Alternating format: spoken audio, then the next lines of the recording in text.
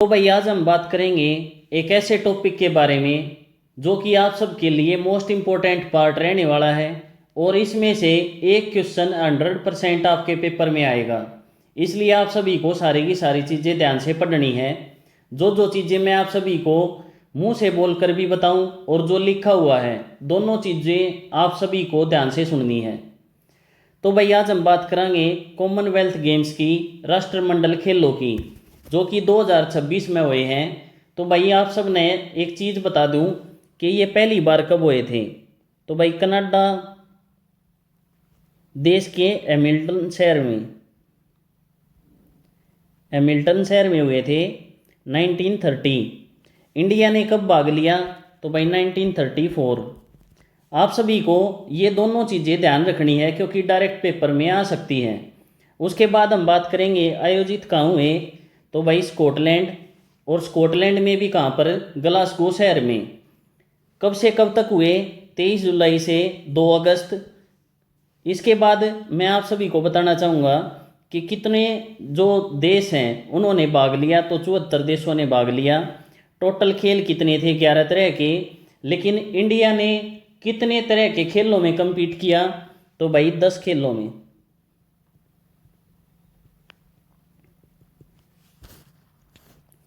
इससे अगला जो भी संस्करण होने वाला है, आप सभी को ये चीज़ तो पता ही है कि भाई 4 साल में एक बार होते हैं। तो 2026 में ग्लासगो में हो गए।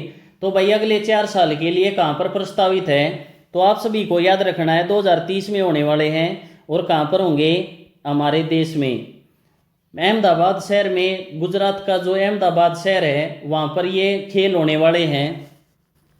भारत की पोजीशन इसमें 39 मेडल्स के साथ। आप सभी को याद रखना है 39 टोटल मेडल जीते हैं इंडिया ने। और भाई यो चौथे स्थान पर रहा है। आप सभी को ये चीज़ भी ध्यान रखनी है कि गोल्ड हमारे 13 हैं, सिल्वर 17 हैं और ब्रॉन्ज 9 हैं। अब इसमें आप सभी को ये चीज़ बता दूं कि भाई जो फर्स्ट कंट्री है, जो पहले नंबर पे आई है, फर्स्ट पोजीशन पर आई है, वो है ऑस्ट्रेलिया। सेकंड है इंग्लैंड। थर्ड है कनाडा। फोर्थ है इंडिया।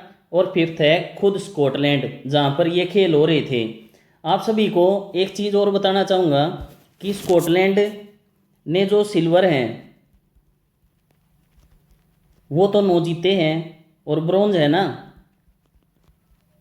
वो 17 जीते हैं और गोल्ड 13 जीते हैं। इसी तरीके से हमने ये 17 जीत लिए सिल्वर, और ब्रॉन्ज हमने 9 जीते हैं। इसी वजह से सिल्वर ज़्यादा होने के कारण हमारी जो पोजीशन है वो चौथे नंबर पर आई है, नहीं तो हम 5वें नंबर पे खिसक सकते थे। इसके आगे हम बात करेंगे कौन सा संस्करण था। अब ये कौन सी बार वाला था? तो आप सभी को ये चीज़ ध्यान रखनी है 23वां। टैगलाइन क्या थी? Unmissable moments await. इसका मैस्कॉट क्या था? इसका उद्देश्य क्या था? तो आप सभी को याद रखना है फिनी द यूनिकॉर्न। कितने पार्टिसिपेंट्स ने इसमें भाग लिया? तो नियर अबाउट 3000। खेल कौन से हैं? तो भाई जो इंडिया ने खेले हैं वे 10 खेल हैं। पदक संप्रदाय कितनी थी? तो 215 थी। पैरा खेल भी हुए हैं भाई यहाँ पर। आप सभी को ये चीज़ ध्यान रखनी है कि कुछ मेडल हमारे पैरा एथलीट भी लेकर आए हैं, उनको भी हम अच्छे तरीके से पढ़ेंगे। तो भाई ये टोटल गेम हुए हैं 6। जो पैरा खेल हुए हैं उनका आयोजन स्थल कौन सा था? तो द हाइड्रो नाम की जगह है भाई ग्लासगो शहर में, वहाँ पर पैरा खेल हुए थे। उनका उद्घाटन किसने किया? किंग चार्ल्स थर्ड ने। जो ये 2026 गेम्स हुए हैं कॉमनवेल्थ गेम्स, ये पहले विक्टोरिया शहर में होने थे जो कि ऑस्ट्रेलिया में है। लेकिन 2023 में ऑस्ट्रेलिया ने अपना नाम वापस ले लिया। उसके बाद दोबारा से मेज़बानी के लिए शहर चुना गया जो कि स्कॉटलैंड का शहर ग्लासगो रहा। स्कॉटलैंड के ग्लासगो शहर में पहले भी ये गेम्स हो चुके हैं। तो भाई कब हुए थे? 2014 में। ये बापा पढ़ाएंगे अपने देश के कुछ इंपॉर्टेंट क्वेश्चंस के बारे में। आप सब ने कान खोल कर सुन लेने हैं क्योंकि मोस्ट इंपॉर्टेंट पार्ट है। तो भाई सबसे पहले हम बात करेंगे ओपनिंग सेरेमनी के बारे में। तो भाई ओपनिंग सेरेमनी का क्या मतलब हुआ है? तो भाई सारे के सारे जितने भी प्लेयर्स, जितने भी कोच हम अपने देश की ओर तो भेजा करा खेलन थी। तो उसमें एक ध्वजवाहक होया करे और पीछे उसके पूरा का पूरा कंटिजेंट होया करे। तो भाई कितने आदमी गए थे? 122। आप सभी को इस चीज़ का ध्यान रखना है कि उसमें एक ध्वजवाहक होया करे जो पूरी के पूरे कंटिजेंट के आगे चलया करे। वो कौन सा प्लेयर था?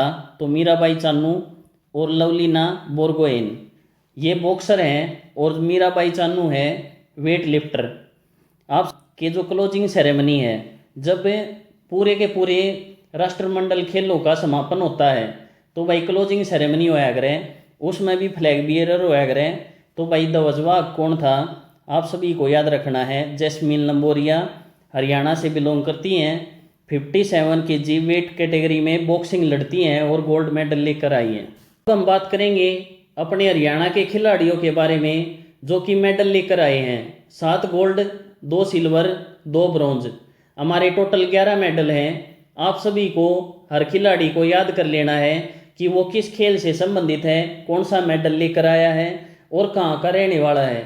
डायरेक्ट क्वेश्चन आएगा, 100% गारंटी है कि एक क्वेश्चन आप सभी के पेपर में ज़रूर मिलेगा, इसलिए आप सभी को ध्यान से सारी चीज़ें कर लेनी है।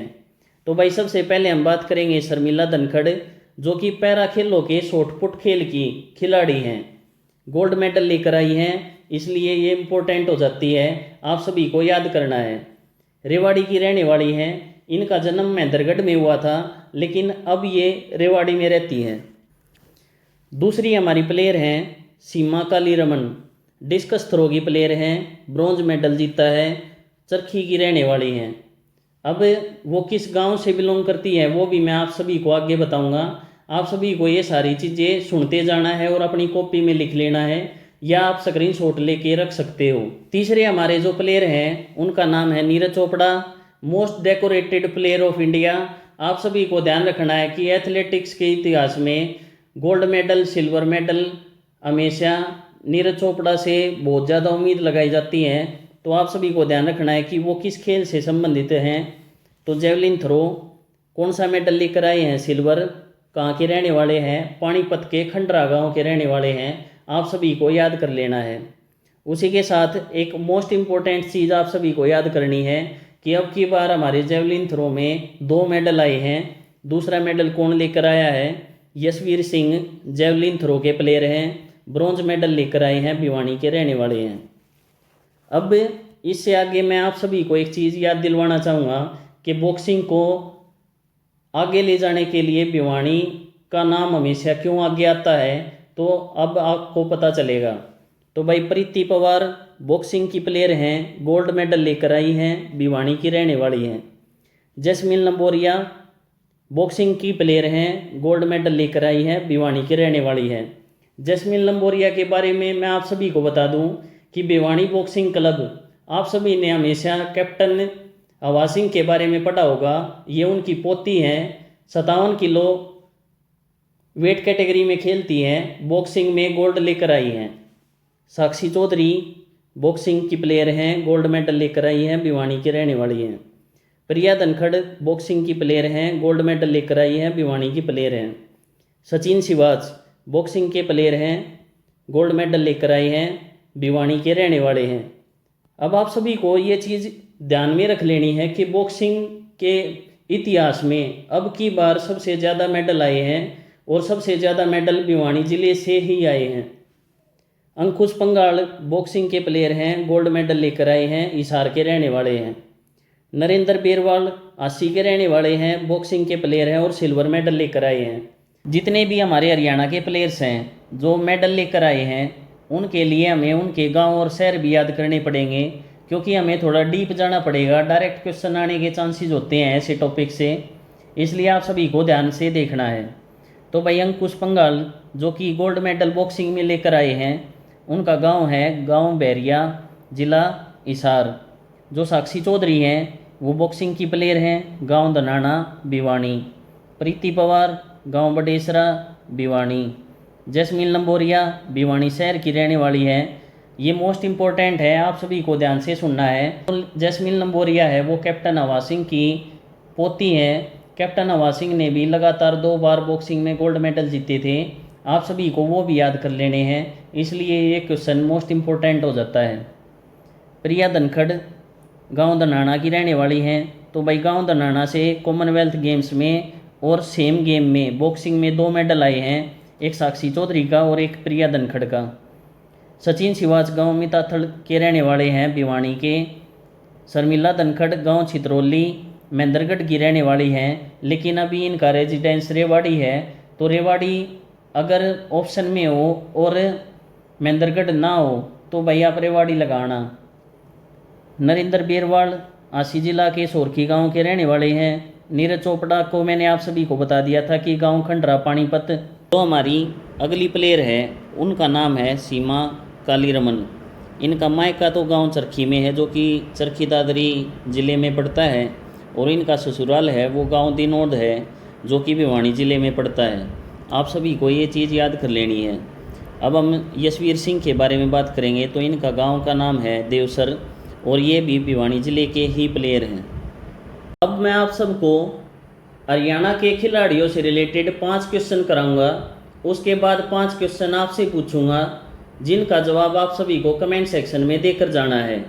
तो पहला क्वेश्चन है, हरियाणा की पैरा एथलीट शर्मिला धनखड़ ने कॉमनवेल्थ गेम्स 2026 में किस स्पर्धा में स्वर्ण पदक जीता? तो भाई आप बी ऑप्शन में देख सकते हो, महिला शॉटपुट F57 कैटेगरी में। तो भाई F57 इनकी डिसेबिलिटी का क्राइटेरिया है, उसमें इन्होंने भाग लिया। शॉटपुट में इन्होंने 9.81 मीटर शॉटपुट फेंका। इस खेल को हम गोला फेंक के नाम से भी जानते हैं। उसके साथ साथ मैं आप सभी को बताना चाहूँगा कि ये डिस्कस थ्रो, जो डिस्कस थ्रो खेल होता है उसकी भी प्लेयर हैं साथ साथ में, इसलिए इम्पोर्टेंट हो जाता है। उसके बाद मैं आप सभी को बताना चाहूँगा कि 2018 में शर्मिला धनखड़ को हमने बुक्स में पढ़ा था। आप सभी को याद होगा कि हरियाणा रोडवेज की सबसे पहली महिला कंडक्टर।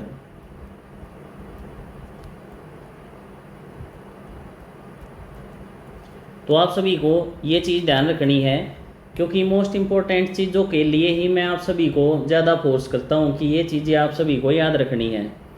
दूसरा हमारा क्वेश्चन है, ग्लासगो कॉमनवेल्थ गेम्स 2026 के पुरुष भाला फेंक स्पर्धा में जो जेवलिन थ्रो की कंपटीशन होती है, उसमें नीरज चोपड़ा ने कितने मीटर के थ्रो के साथ रजत पदक जीता? अब की बार इन्होंने सिल्वर पदक जीता है।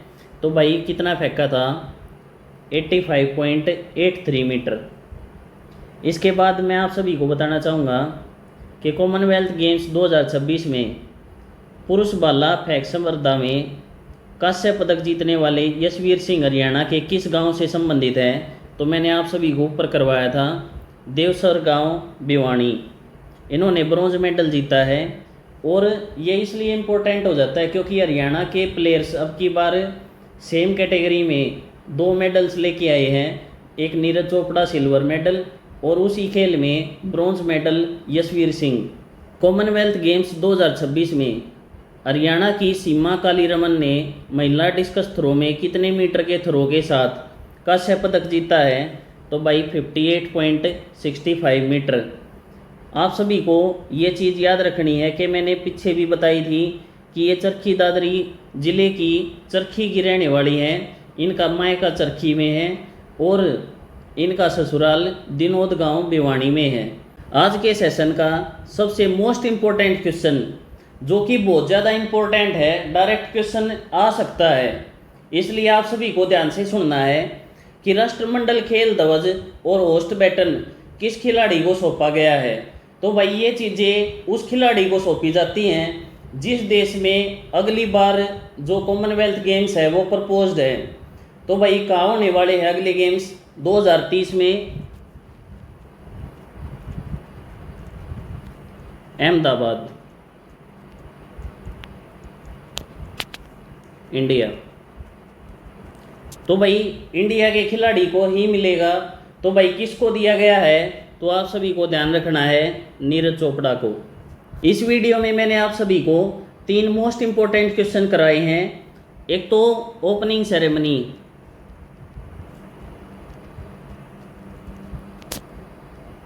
ध्वजवाहक कौन थे भाई? लवलीना बोरगोहेन। और साथ में कौन थी? मीराबाई चानू। उसके साथ साथ मैंने आप सभी को बताया था कि जो समापन समारोह हुआ था उसमें ध्वजवाहक कौन थे? जैस्मिन लंबोरिया।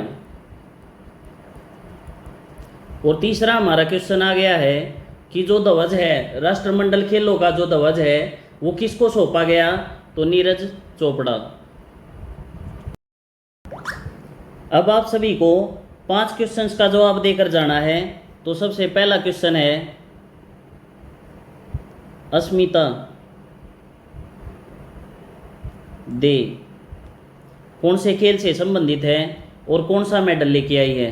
कौन सा खेल और कौन सा मेडल?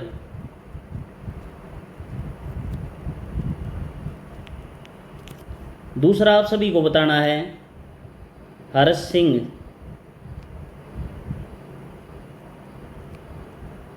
कौन सा खेल, कौन सा मेडल?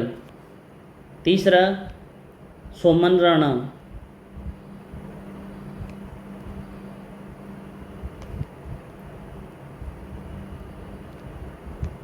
किस राज्य के खिलाड़ी हैं?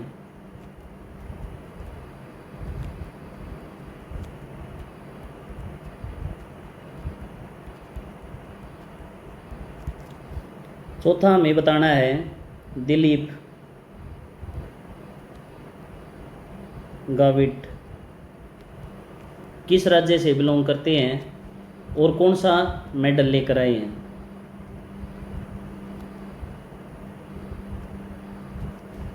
पांचवा हमारा क्वेश्चन है, सचिन सिवाच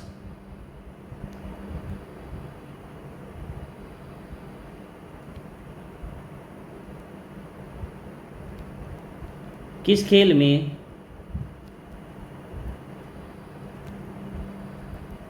कौन सा मेडल लेकर आए हैं?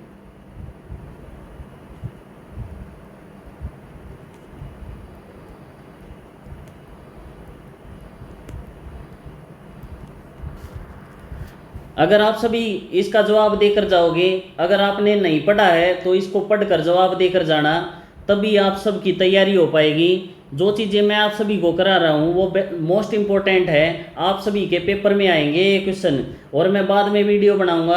अगर आज आप इसको स्किप कर दोगे, इस तरीके से तैयारी नहीं करोगे तो आपका बहुत नुकसान हो जाएगा। आप सभी को इस चीज़ पर हमेशा विश्वास रखना है। CET warriors by Sandeep Rathi. अगर आप सभी को ये पूरी वीडियो समझ आई है तो आप सभी को वीडियो लाइक करनी है, चैनल को सब्सक्राइब कर लेना है। मिलते हैं भाई नेक्स्ट वीडियो में एक नई अपडेट के साथ। तब तक राम राम भाई सारे ने।